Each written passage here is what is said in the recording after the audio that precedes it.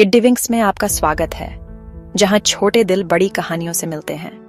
Bible पूरी दुनिया में सबसे मशहूर किताब है। ये बहुत पहले के लोगों, राजाओं और रानियों, बहादुर पैगंबरों, बुद्धिमान न्यायाधीशों और प्यार करने वाले माताओं और पिताओं, जिन्हें कुलपति और कुलमाता कहा जाता है, के बारे में असली कहानियों से भरी है। लेकिन बाइबल में एक व्यक्ति है जो किसी और से भी ज्यादा महत्वपूर्ण है। उसका नाम है यीशु। यीशु का जन्म बेथलहम नाम के एक छोटे से शहर में हुआ था। उनकी मां मरियम और उनके पति यूसुफ उनसे बहुत प्यार करते थे। लेकिन यीशु कोई साधारण बच्चा नहीं था। वह ईश्वर का पुत्र था। एक कुंवारी कन्या से जन्मा, स्वर्ग से पृथ्वी पर भेजा गया। यीशु नासरत नाम के एक छोटे से शहर में पले बढ़े। उन्होंने ईश्वर की बात सुनी, सीखा और उनका पालन किया। उन्होंने कभी पाप नहीं किया, एक बार भी नहीं। जब यीशु बड़े हुए तो उन्होंने लोगों को ईश्वर के प्रेम के बारे में सिखाना शुरू किया। उन्होंने दृष्टांत नामक कहानियां सुनाई और सभी को यह समझने में मदद की कि ईश्वर हम सभी से प्यार करते हैं।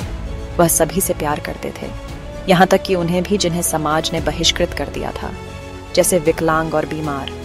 वह बच्चों से लेकर बूढ़ों तक, अच्छे और बुरे, सभी से प्यार करते थे। सभी ईश्वर की क्षमा और प्रेम के योग्य हैं।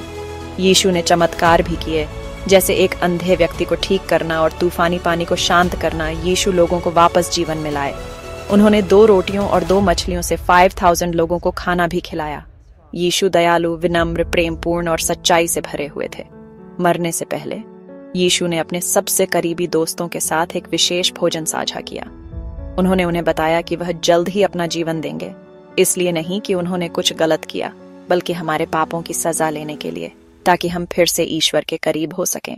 उस रात बाद में यीशु को उनके एक दोस्त ने धोखा दिया। सैनिक आए और उन्हें गिरफ्तार कर लिया। यीशु ने विरोध नहीं किया। उन्होंने ईश्वर की योजना का पालन करना चुना। यीशु को एक भारी लकड़ी का क्रूस ढोने के लिए मजबूर किया गया। उन्होंने यीशु को कोड़ों से बहुत बुरी तरह चोट पहुंचाई और उन्हें कांटों का ताज पहनाया। यीशु को क्रूस पर बहुत यातनाएं दी गईं और उन्हें बहुत चोट पहुंचाई गई। उनकी मां और अन्य लोग वहां थे। यह बहुत दुखद था, लेकिन यीशु ने उन लोगों को माफ कर दिया जिन्होंने उनके साथ ऐसा किया। यीशु हमारे लिए बलिदान के रूप में यह सब दर्द और पीड़ा सह रहे थे। यीशु की मृत्यु हो गई और उन्हें एक कब्र में रखा गया। लेकिन 3 दिन बाद कुछ आश्चर्यजनक हुआ। कब्र खाली थी। यीशु फिर से जीवित थे। यीशु वापस जीवित हो गए और उन्होंने खुद को 500 से ज्यादा लोगों को दिखाया। उन्होंने अपने दोस्तों के साथ बात की, उनके साथ खाना खाया और उन्हें दुनिया के साथ अपना प्यार साझा करने के लिए कहा। इसमें कोई शक नहीं कि यीशु जीवित रहे और एक क्रूस पर मर गए। यहाँ तक कि जो लोग बाइबल में विश्वास नहीं करते हैं, वे भी मानते हैं। बहुत पहले के इतिहासकारों और लेखकों ने उनके जीवन और उनकी मृत्यु को दर्ज किया था। यीशु हमेशा के लिए पृथ्वी पर नहीं रहे। वह वापस स्वर्ग चले गए, जहां वह उन सभी के लिए जगह तैयार कर रहे हैं जो उन पर विश्वास करते हैं।